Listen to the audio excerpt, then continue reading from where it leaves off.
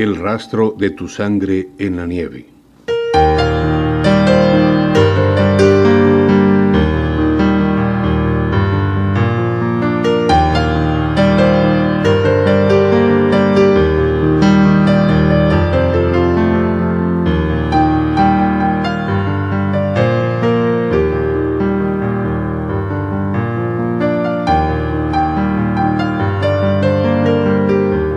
Al anochecer, cuando llegaron a la frontera, Nena da Conte se dio cuenta de que el dedo con el anillo de bodas le seguía sangrando.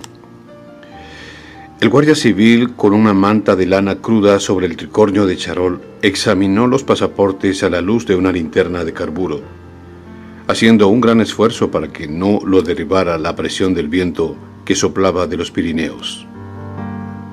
Aunque eran 2 pasaportes diplomáticos en regla, el guardia levantó la linterna para comprobar que los retratos se parecían a las caras. Nena da Conte era casi una niña, con unos ojos de pájaro feliz y una piel de melaza que todavía irradiaba la resolana del Caribe en el lúgubre anochecer de enero. Y estaba arropada hasta el cuello, con un abrigo de nucas de bisón que no podía comprarse con el sueldo de un año de toda la guarnición fronteriza. Billy Sánchez de Ávila, su marido, que conducía el coche, era un año menor que ella y casi tan bello, y llevaba una chaqueta de cuadros escoceses y una gorra de pelotero. Al contrario de su esposa, era alto y atlético y tenía las mandíbulas de hierro de los matones tímidos. Pero lo que revelaba mejor la condición de ambos era el automóvil platinado cuyo interior exhalaba un aliento de bestia viva, como no se había visto otro por aquella frontera de pobres. Los asientos posteriores iban atiborrados de maletas demasiado nuevas y muchas cajas de regalos todavía sin abrir.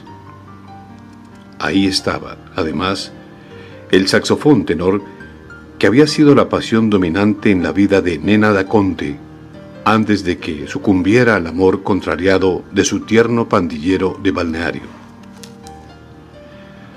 Cuando el guardia le devolvió los pasaportes sellados, Billy Sánchez le preguntó dónde podían encontrar una farmacia para hacerle una cura en el dedo a su mujer. Y el guardia le gritó contra el viento que preguntaran en Hendaya, del lado francés. Pero los guardias de Hendaya estaban sentados a la mesa en mangas de camisa, jugando barajas, mientras comían pan mojado en tazones de vino, dentro de una garita de cristal cálida y bien alumbrada. Y les bastó con ver el tamaño y la clase del coche para indicarles por señas que se internaran en Francia. Billy Sánchez hizo sonar varias veces la bocina, pero los guardias no entendieron que los llamaban, sino que uno de ellos abrió el cristal y les gritó con más rabia que el viento: «Merde, allez-vous-en». Entonces Nena da Conte salió del automóvil envuelta con el abrigo hasta las orejas y le preguntó al guardia en un francés perfecto dónde había una farmacia. El guardia contestó por costumbre con la boca llena de pan que eso no era asunto suyo, y menos con semejante borrasca, y cerró la ventanilla.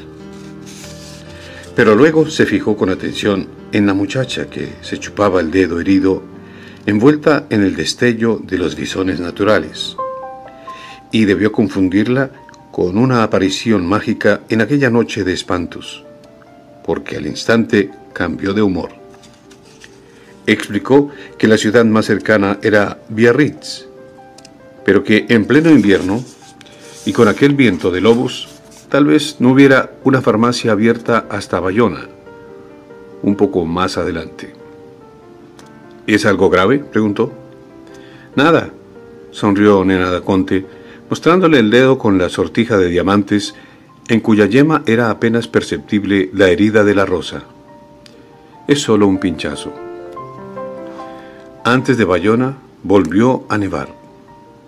No eran más de las 7, pero encontraron las calles desiertas y las casas cerradas por la furia de la borrasca, y al cabo de muchas vueltas sin encontrar una farmacia, decidieron seguir adelante.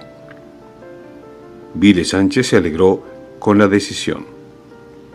Tenía una pasión insaciable por los automóviles raros y un papá con demasiados sentimientos de culpa y recursos de sobra para complacerlo, y nunca había conducido nada igual a aquel Bentley convertible de regalo de bodas. Era tanta su embriaguez en el volante que cuanto más andaba, menos cansado se sentía. Estaba dispuesto a llegar esa noche a Burdeos, donde tenían reservada la suite nupcial del Hotel Splendid, y no habría vientos contrarios ni bastante nieve en el cielo para impedirlo. Nena da Conte, en cambio, estaba agotada, sobre todo por el último tramo de la carretera desde Madrid, que era una cornisa de cabras azotada por el granizo. Así que después de Bayona se enrolló un pañuelo en el anular, apretándolo bien para detener la sangre que seguía fluyendo, y se durmió a fondo. Billy Sánchez no lo advirtió sino al borde de la medianoche, después de que acabó de nevar y el viento se paró de pronto entre los pinos y el cielo de las landas se llenó de estrellas glaciales. Había pasado frente a las luces dormidas de Burdeos, pero solo se detuvo para llenar el tanque en una estación de la carretera, pues aún le quedaban ánimos para llegar hasta París sin tomar aliento. Era tan feliz con su juguete grande de 25.000 libras esterlinas que ni siquiera se preguntó si lo sería también la criatura radiante que dormía a su lado con la venda del anular empapada de sangre y cuyo sueño de adolescente, por primera vez, estaba atravesado por ráfagas de incertidumbre. Se habían casado 3 días antes, a 10.000 kilómetros de allí, en Cartagena de Indias, con el asombro de los padres de él y la desilusión de los de ella, y la bendición personal del arzobispo primado. Nadie, salvo ellos mismos, entendía el fundamento real ni conoció el origen de ese amor imprevisible. Había empezado 3 meses antes de la boda, un domingo de mar en que la pandilla de Billy Sánchez se tomó por asalto los vestidores de mujeres de los balnearios de Marbella. Nena da Conte había cumplido apenas 18 años. Acababa de regresar del internado de la Châtellenie, en Saint-Blaise, Suiza, hablando 4 idiomas sin acento y con un dominio maestro del saxofón tenor. Y aquel era su primer domingo de mar desde el regreso. Se había desnudado por completo para ponerse el traje de baño cuando empezó la estampida de pánico y los gritos de abordaje en las casetas vecinas, pero no entendió lo que ocurría hasta que la aldaba de su puerta saltó en astillas y vio parado frente a ella al bandolero más hermoso que se podía concebir. Lo único que llevaba puesto era un calzoncillo lineal de falsa piel de leopardo, y tenía el cuerpo apacible y elástico y el color dorado de la gente de mar. En el puño derecho, donde tenía una esclava metálica de gladiador romano, llevaba enrollada una cadena de hierro que le servía de arma mortal, y tenía colgada del cuello una medalla sin santo que palpitaba en silencio con el susto del corazón.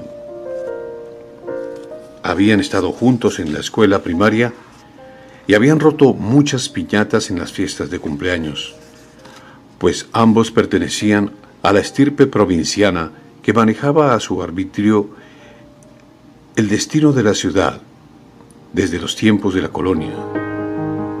Pero habían dejado de verse tantos años que no se reconocieron a primera vista. Nena da Conte permaneció de pie, inmóvil, sin hacer nada por ocultar su desnudez intensa. Billy Sánchez cumplió entonces con su rito pueril. Se bajó el calzoncillo de leopardo y le mostró su respetable animal erguido. Ella lo miró de frente y sin asombro. «Los he visto más grandes y más firmes», dijo, dominando el terror. De modo que piensa bien lo que vas a hacer, porque conmigo te tienes que comportar mejor que un negro. En realidad, Nena da Conte no solo era virgen, sino que nunca hasta entonces había visto un hombre desnudo, pero el desafío resultó eficaz. Lo único que se le ocurrió a Billy Sánchez fue tirar un puñetazo de rabia contra la pared con la cadena enrollada en la mano y se astilló los huesos. Ella lo llevó en su coche al hospital, lo ayudó a sobrellevar la convalecencia y al final aprendieron juntos a hacer el amor de la buena manera. Pasaron las tardes difíciles de junio en la terraza interior de la casa donde habían muerto 6 generaciones de próceres de la familia de Nena da Conte. Ella tocando canciones de moda en el saxofón y él, con la mano escalollada, contemplándola desde el chinchorro con un estupor sin alivio. La casa tenía numerosas ventanas de cuerpo entero que daban al estanque de podredumbre de la bahía, y era una de las más grandes y antiguas del barrio de La Manga, y sin duda la más fea.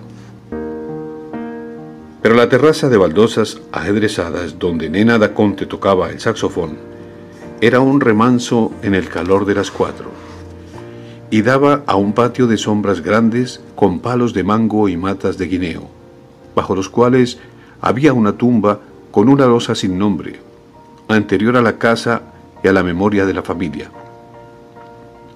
Aún los menos entendidos en música pensaban que el sonido del saxofón era anacrónico en una casa de tanta alcurnia.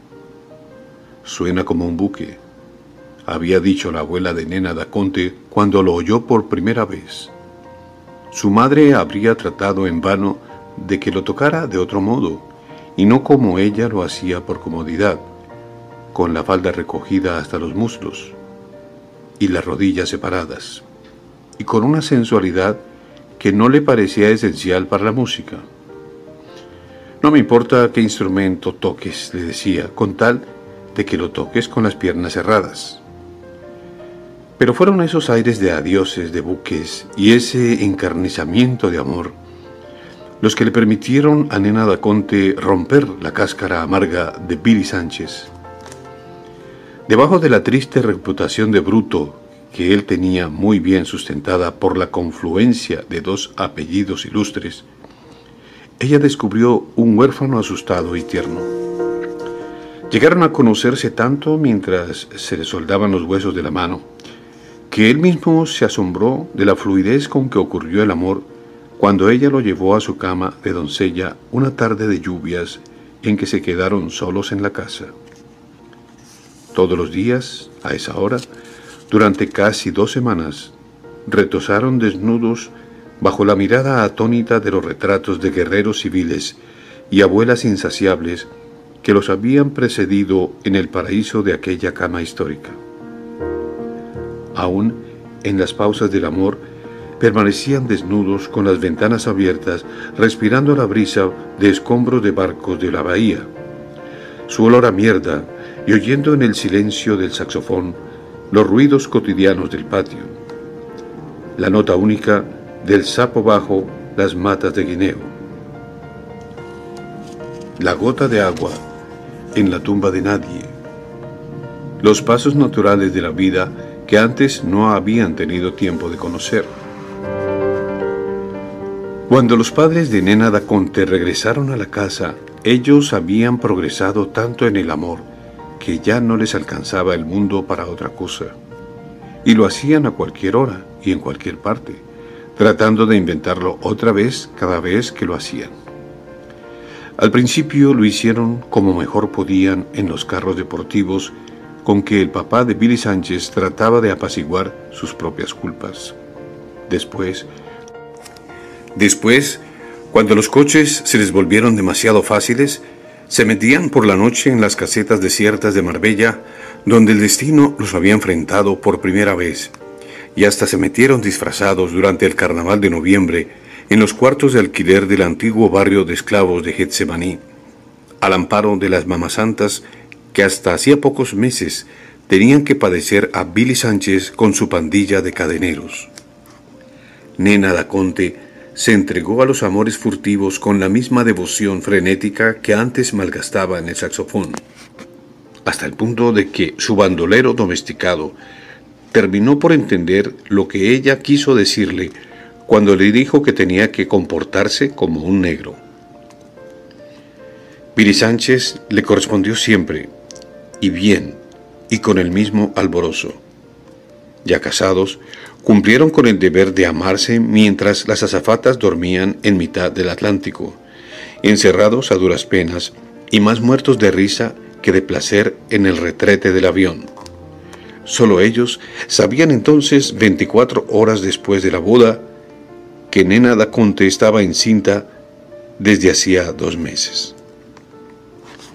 De modo que cuando llegaron a Madrid, se sentían muy lejos de ser 2 amantes saciados, pero tenían bastantes reservas para comportarse como recién casados puros.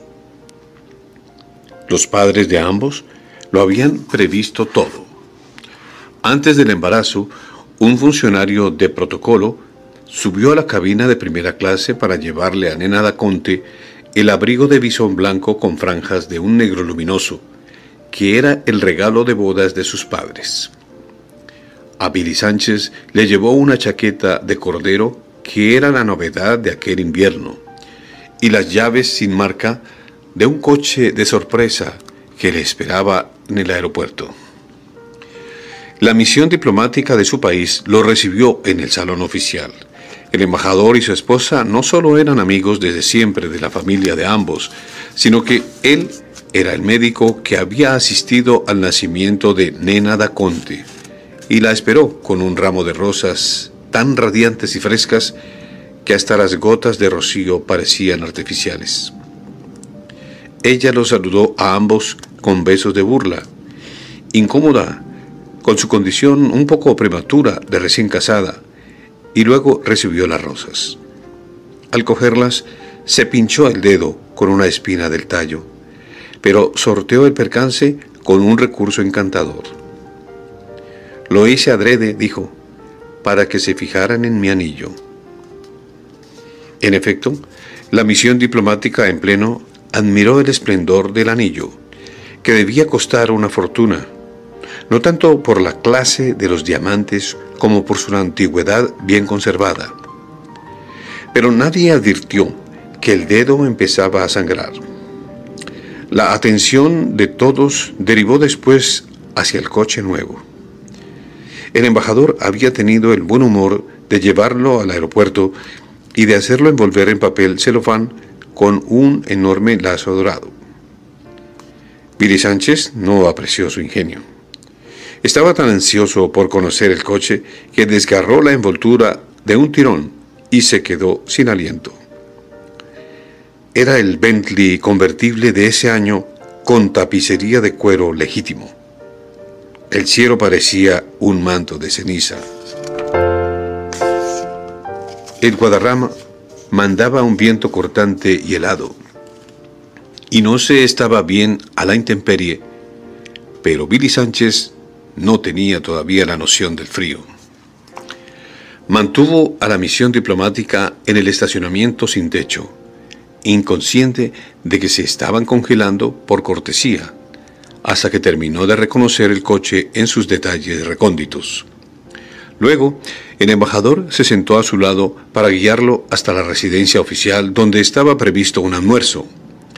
En el trayecto le fue indicando los lugares más conocidos de la ciudad, pero él solo parecía atento a la magia del coche. Era la primera vez que salía de su tierra. Había pasado por todos los colegios privados y públicos, repitiendo siempre el mismo curso, hasta que se quedó flotando en un limbo de desamor.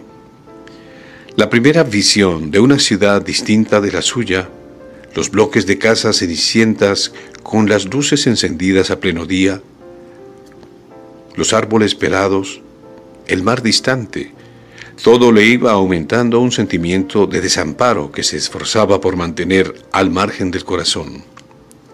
Sin embargo, poco después cayó sin darse cuenta en la primera trampa del olvido. se había precipitado una tormenta instantánea y silenciosa, la primera de la estación, y cuando salieron de la casa del embajador después del almuerzo, para emprender el viaje hacia Francia, encontraron la ciudad cubierta de una nieve radiante. Billy Sánchez se olvidó entonces del coche, y en presencia de todos, dando gritos de júbilo y echándose puñados de polvo de nieve en la cabeza, se revolcó en mitad de la calle con el abrigo puesto. Nena Daconte se dio cuenta por primera vez de que el dedo estaba sangrando cuando salieron de Madrid en una tarde que se había vuelto diáfana después de la tormenta. Se sorprendió, porque había acompañado con el saxofón a la esposa del embajador, a quien le gustaba cantar arias de ópera en italiano después de los almuerzos oficiales, y apenas sí notó la molestia en el anular. Después, mientras le iba indicando a su marido las rutas más cortas hacia la frontera, se chupaba el dedo de un modo inconsciente cada vez que le sangraba, y solo cuando llegaron a los Pirineos se le ocurrió buscar una farmacia. Luego sucumbió a los sueños atrasados de los últimos días, y cuando despertó de pronto con la impresión de pesadilla de que el coche andaba por el agua, no se acordó más durante un largo rato del pañuelo amarrado en el dedo. Vio en el reloj luminoso del tablero que eran más de las 3, hizo sus cálculos mentales y solo entonces comprendió que había seguido de largo por Burdeos y también por Angulema y Poitiers, y estaba pasando por el dique de Loira, inundado por la creciente. El fulgor de la luna se filtraba a través de la neblina, y las siluetas de los castillos entre los pinos parecían de cuentos de hadas. Nena Daconte, que conocía la región de memoria, calculó que estaban ya a unas 3 horas de París, y Billy Sánchez continuaba impávido en el volante. «Eres un salvaje», le dijo. «Llevas más de 11 horas manejando sin comer nada». Estaba todavía sostenido en vilo por la embriaguez del coche nuevo.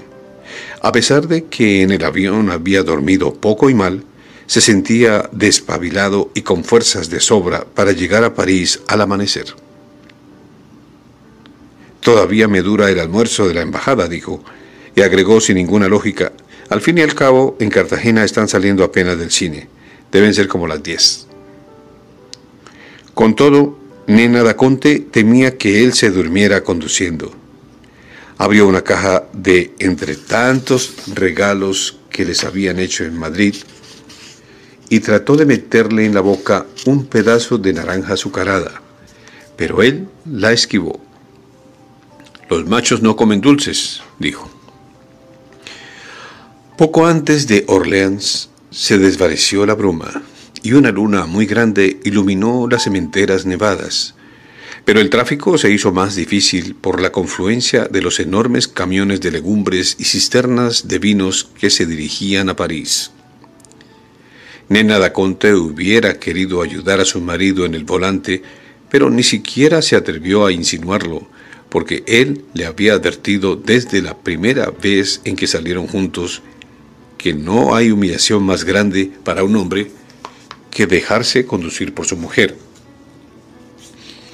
Se sentía lúcida después de casi 5 horas de buen sueño y estaba además contenta de no haber parado en un hotel de la provincia de Francia que conocía desde muy niña en numerosos viajes con sus padres. «No hay paisajes más bellos en el mundo», decía, «pero uno puede morirse de sed sin encontrar a nadie que le dé gratis un vaso de agua». Tan convencida estaba que a última hora había metido un jabón y un rollo de papel higiénico en el maletín de mano, porque en los hoteles de Francia nunca había jabón, y el papel de los retretes eran los periódicos de la semana anterior, cortados en cuadritos y colgados de un gancho. Lo único que lamentaba en aquel momento era haber desperdiciado una noche entera sin amor. La réplica de su marido fue inmediata. «Ahora mismo estaba pensando que debe ser del carajo tirar en la nieve», dijo. «Aquí mismo, si quieres». Nena Daconte lo pensó en serio, Al borde de la carretera, la nieve bajo la luna tenía un aspecto mullido y cálido, pero a medida que se acercaban a los suburbios de París, el tráfico era más intenso, y había núcleos de fábricas iluminadas y numerosos obreros en bicicleta. De no haber sido invierno, estarían ya en pleno día. «Ya será mejor esperar hasta París», dijo Nena da Conte, «bien calienticos y en una cama con sábanas limpias, como la gente casada». «Es la primera vez que me fallas», dijo él. «Claro», replicó ella, «es la primera vez que somos casados». Poco antes del amanecer se lavaron la cara y orinaron en una fonda del camino y tomaron café con croissants calientes en el mostrador donde los camioneros desayunaban con vino tinto. Nena da Conte se había dado cuenta en el baño de que tenía manchas de sangre en la blusa y la falda, pero no intentó lavarlas. Tiró en la basura el pañuelo empapado, se cambió el anillo matrimonial para la mano izquierda y se lavó bien el dedo herido con agua y jabón. El pinchazo era casi invisible. Sin embargo, tan pronto como regresaron al coche, volvió a sangrar, de modo que Nena da Conte dejó el brazo colgando fuera de la ventana, convencida de que el aire glacial de las cementerias tenía virtudes de cauterio. Fue otro recurso vano, pero todavía no se alarmó. «Si alguien nos quiere encontrar será muy fácil», dijo con su encanto natural. «Solo tendrá que seguir el rastro de mi sangre en la nieve». Luego pensó mejor en lo que había dicho, y su rostro floreció en las primeras luces del amanecer. «Imagínate», dijo, «un rastro de sangre en la nieve desde Madrid hasta París. ¿No te parece bello para una canción?». No tuvo tiempo de volver a pensar. En los suburbios de París, el dedo era manantial incontenible, y ella sintió de veras que se le estaba yendo el alma por la herida. Había tratado de cegar el flujo con el rollo de papel higiénico que llevaba en el maletín, pero más tardaba en vendarse el dedo que en arrojar por la ventana las tiras de papel ensangrentado. La ropa que llevaba puesta, el abrigo, los asientos del coche, se iban empapando poco a poco, pero de un modo irreparable. Billy Sánchez se asustó en serio e insistió en buscar una farmacia, pero ella sabía entonces que aquello no era asunto de boticarios. «Estamos casi en la puerta de Orleans», dijo. «Sigue de frente por la avenida del General Leclerc, que es la más ancha y con muchos árboles, y después yo te voy diciendo lo que haces». Fue el trayecto más arduo de todo el viaje. La avenida del General Leclerc era un nudo infernal de automóviles pequeños y motocicletas, embotellados en ambos sentidos, y de los camiones enormes que trataban de llegar a los mercados centrales. Billy Sánchez se puso tan nervioso con el estruendo inútil de las bocinas que se insultó a gritos en lengua de cadeneros con varios conductores y hasta trató de bajarse del coche para pelearse con uno, pero Nena da Conte logró convencerlo de que los franceses eran la gente más grosera del mundo, pero no se golpeaban nunca. Fue una prueba más de su buen juicio, porque en aquel momento Nena da Conte estaba haciendo esfuerzos para no perder la conciencia. Solo para salir de la glorieta de León de Belfort necesitaron más de una hora. Los cafés y almacenes estaban iluminados como si fuera la medianoche, pues era un martes típico de los eneros de París, encapotados y sucios, y con una llovizna tenaz que no alcanzaba a concretarse en nieve. Pero la avenida d'Enfer-Rochereau estaba más despejada, y al cabo de unas pocas cuadras, Nena da Conte le indicó a su marido que doblara a la derecha y estacionó frente a la entrada de emergencia de un hospital enorme y sombrío. Necesitó ayuda para salir del coche, pero no perdió la serenidad ni la lucidez. Mientras llegaba el médico de turno, acostada en la camilla rodante, contestó a la enfermera el cuestionario de rutina sobre su identidad y sus antecedentes de salud. Billy Sánchez le llevó el bolso y le apretó la mano izquierda donde entonces llevaba el anillo de bodas, y la sintió lánguida y fría, y sus labios habían perdido el color. Permaneció a su lado con la mano en la suya, hasta que llegó el médico de turno y le hizo un examen rápido al anular herido. Era un hombre muy joven, con la piel del color del cobre antiguo y la cabeza pelada. Nena da Conte no le prestó atención, sino que dirigió a su marido una sonrisa lívida. «No te asustes», le dijo con su humor invencible. «Lo único que puede suceder es que este caníbal me corte la mano para comérsela». El médico concluyó su examen y entonces lo sorprendió con un castellano muy correcto, aunque con un raro acento asiático. «No, muchachos», dijo, «este caníbal prefiere morirse de hambre antes de cortar una mano tan bella». Ellos se ofuscaron, pero el médico los tranquilizó con un gesto amable. Luego ordenó que se llevaran la camilla y Billy Sánchez quiso seguir con ella, cogido de la mano de su mujer. El médico lo detuvo por el brazo. «Usted no», le dijo, «va para cuidados intensivos». Nena da Conte le volvió a sonreír al esposo y le siguió diciendo adiós con la mano hasta que la camilla se perdió en el fondo del corredor.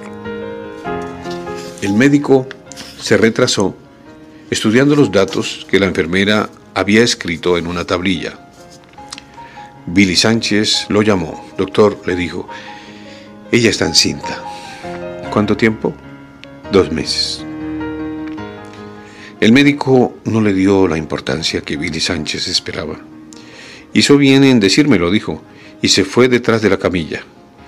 Billy Sánchez se quedó parado en la sala lúgubre y olorosa a sudores de enfermos. Se quedó sin saber qué hacer mirando el corredor vacío por donde se habían llevado a Nena da Conte. Y luego se sentó en el escaño de madera donde había otras personas esperando.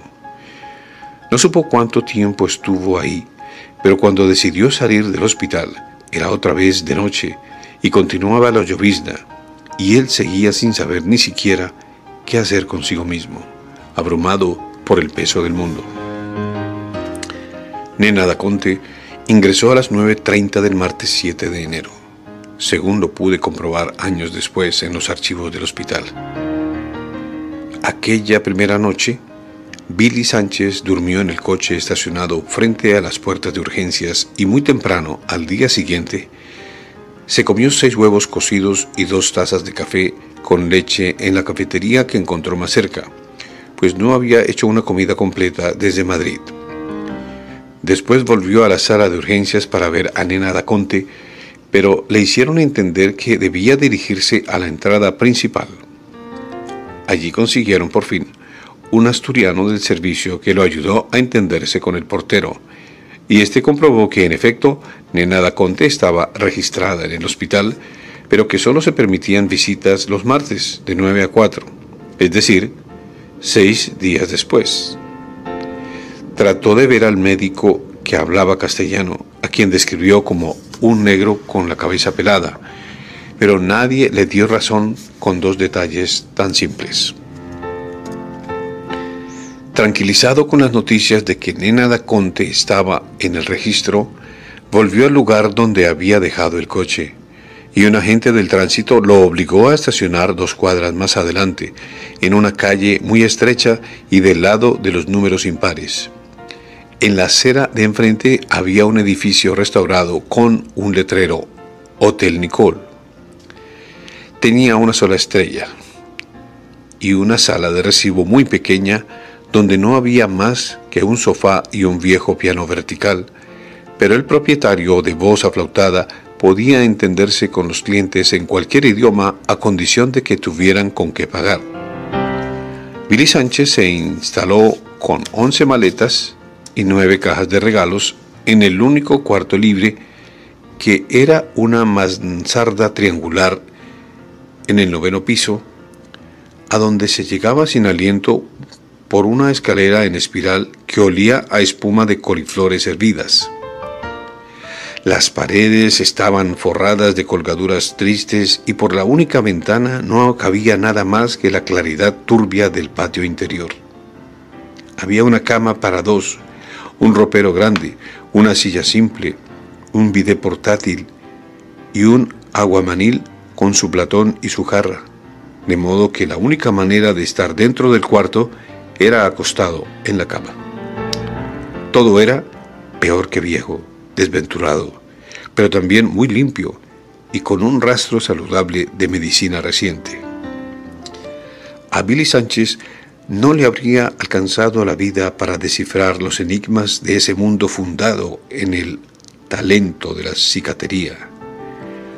Nunca entendió el misterio de la luz de la escalera que se apagaba antes de que él llegara a su piso, ni descubrió la manera de volver a encenderla. Necesitó media mañana para aprender que en el rellano de cada piso había un cuartito con un excusado de cadena, y ya había decidido usarlo en las tinieblas cuando descubrió por casualidad que la luz se encendía al pasar el cerrojo por dentro para que nadie la dejara encendida por olvido. La ducha, que estaba en el extremo del corredor y que él se empeñaba en usar 2 veces al día como en su tierra, se pagaba aparte y de contado, y el agua caliente, controlada desde la administración, se acababa a los 3 minutos. Sin embargo, Billy Sánchez tuvo bastante claridad de juicio para comprender que aquel orden tan distinto del suyo era de todos modos mejor que la intemperie de enero, y se sentía además tan ofuscado y solo que no podía entender cómo pudo vivir alguna vez sin el amparo de Nena da Conte. Tan pronto como subió al cuarto, la mañana del miércoles se retiró boca abajo en la cama con el abrigo puesto, pensando en la criatura de prodigio que continuaba desangrándose en la acera de enfrente. Y muy pronto sucumbía en un sueño tan natural que cuando despertó eran las 5 en el reloj, pero no pudo deducir si eran las 5 de la tarde o del amanecer. Ni de qué día de la semana, ni en qué ciudad de vidrios azotados por el viento y la lluvia. Esperó despierto en la cama, siempre pensando en Nena da Conte, hasta comprobar que en realidad amanecía. Entonces fue a desayunar a la misma cafetería del día anterior, y allí supo que era jueves. Las luces del hospital estaban encendidas y había dejado de llover, de modo que permaneció recostado en el tronco de un castaño frente a la entrada principal, por donde entraban y salían médicos y enfermeras de batas blancas, con la esperanza de encontrar al médico asiático que había recibido a Nena da Conte. No lo vio, ni tampoco esa tarde después del almuerzo, cuando tuvo que desistir de la espera porque se estaba congelando. A las 7 se tomó otro café con leche y se comió 2 huevos duros que él mismo cogió del aparador después de 48 horas de estar comiendo la misma cosa en el mismo lugar. Cuando volvió al hotel para acostarse, encontró su coche solo en una acera y todos los demás en la acera de enfrente, y tenía puesta la notificación de una multa en el parabrisas. Al portero del Hotel Nicole le costó trabajo explicarle que en los días impares del mes se podía estacionar en la acera de números impares y al día siguiente en la acera contraria. Tantas artimañas racionalistas resultaban incomprensibles para un Sánchez de Ávila, de los más acendrados, que apenas 2 años antes se había metido en un cine de barrio con el automóvil oficial del alcalde mayor y había causado estragos de muerte ante los policías impávidos. Entendió menos todavía cuando el portero del hotel le aconsejó que pagara la multa, pero que no cambiara el coche de lugar a esa hora, porque tendría que cambiarlo otra vez a las 12 de la noche. Aquella madrugada, por primera vez, no pensó solo en Nena da Conte, sino que daba vueltas en la cama sin poder dormir, pensando en sus propias noches de pesadumbre en las cantinas de maricas del mercado público de Cartagena del Caribe. Se acordaba del sabor del pescado frito y el arroz de coco en las fondas del muelle donde atracaban las goletas de Aruba.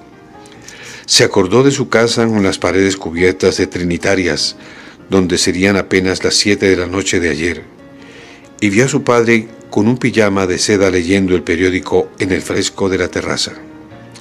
Se acordó de su madre, de quien nunca se sabía dónde estaba a ninguna hora, su madre apetitosa y lenguaraz, con un traje de domingo y una rosa en la oreja desde el atardecer, ahogándose de calor por el estorbo de sus tetas espléndidas.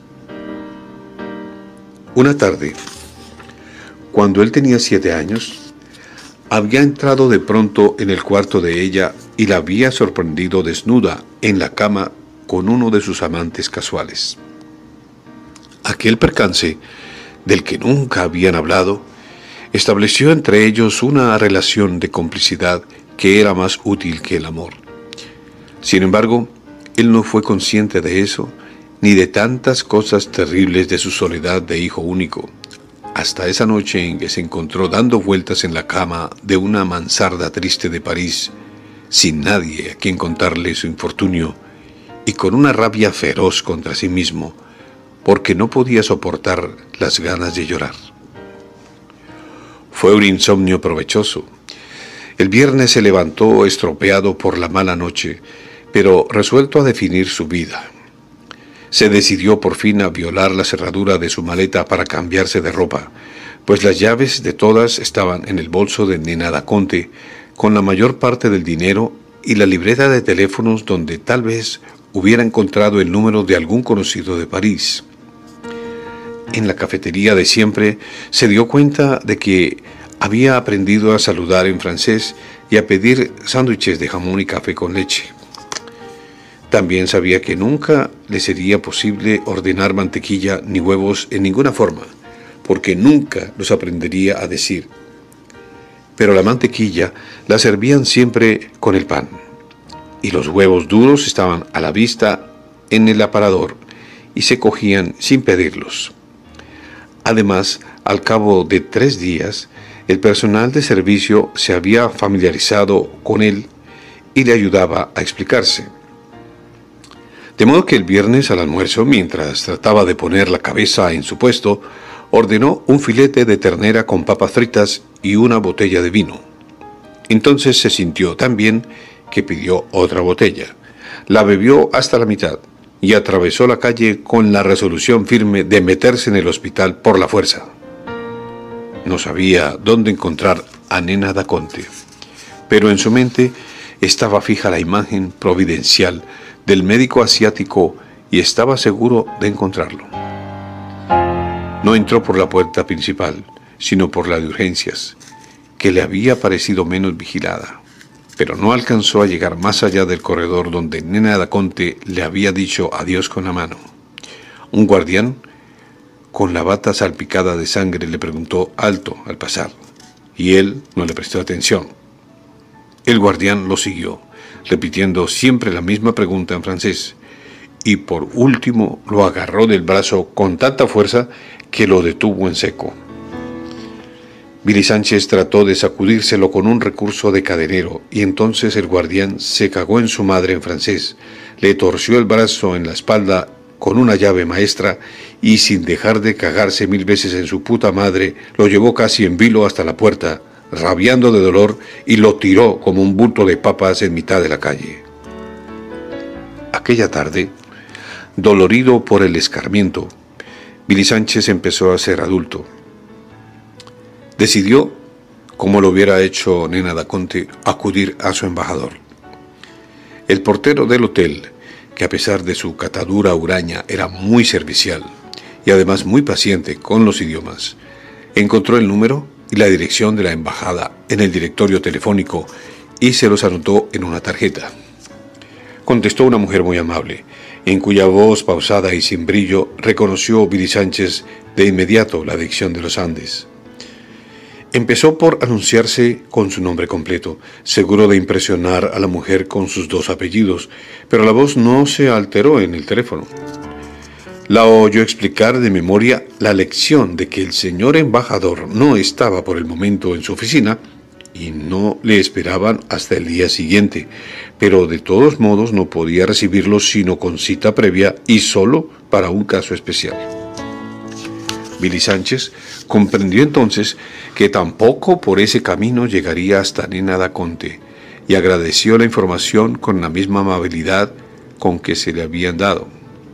Luego tomó un taxi y se fue a la embajada. Estaba en el número 22 de la calle del Eliseo, dentro de uno de los sectores más apacibles de París. Pero lo único que le impresionó a Billy Sánchez, según él mismo me lo contó en Cartagena de Indias muchos años después, fue que el sol estaba tan claro como en el Caribe por primera vez desde su llegada, y que la Torre Eiffel sobresalía por encima de la ciudad en un cielo radiante. El funcionario que lo recibió, en lugar del embajador, parecía apenas restablecido de una enfermedad mortal.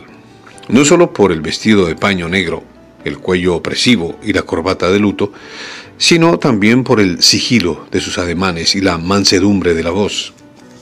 Entendió la ansiedad de Billy Sánchez, pero le recordó sin perder la dulzura que estaban en un país civilizado cuyas normas estrictas se fundaban en los criterios más antiguos y sabios, al contrario de las Américas bárbaras, donde bastaba con sobornar al portero para entrar en los hospitales. No, mi querido joven, le dijo, no había más remedio que someterse al imperio de la razón y esperar hasta el martes. Al fin y al cabo, ya no faltan sino 4 días, concluyó. Mientras tanto, vaya al Louvre, vale la pena. Al salir, Billy Sánchez se encontró sin saber qué hacer en la Plaza de la Concordia.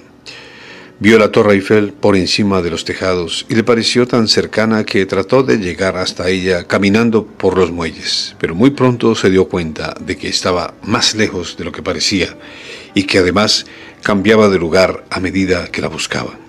Así que se puso a pensar en Nena da Conte, sentado en un banco de la orilla del Sena. Vio pasar los remolcadores por debajo de los puentes y no le parecieron barcos, sino casas errantes de techos colorados y ventanas con tiestos de flores en el alféizar y alambres con ropa puesta a secar en los planchones. Contempló durante un largo rato a un pescador inmóvil, con la caña inmóvil y el hilo inmóvil en la corriente, y se cansó de esperar a que algo se moviera, hasta que empezó a oscurecer, y decidió tomar un taxi para regresar al hotel. Solo entonces cayó en la cuenta de que ignoraba el nombre y la dirección, y de que no tenía la menor idea del sector de París donde estaba el hospital. Ofuscado por el pánico, entró en el primer café que encontró, pidió un coñac y trató de poner sus pensamientos en orden. Mientras pensaba, se vio repetido muchas veces y desde ángulos distintos en los espejos numerosos de las paredes, y se encontró asustado y solitario, y por primera vez desde su nacimiento pensó en realidad de la muerte. Pero con la segunda copa se sintió mejor y tuvo la idea providencial de volver a la embajada. Buscó la tarjeta en el bolsillo para recordar el nombre de la calle y descubrió que en el dorso estaban impresos el nombre y la dirección del hotel.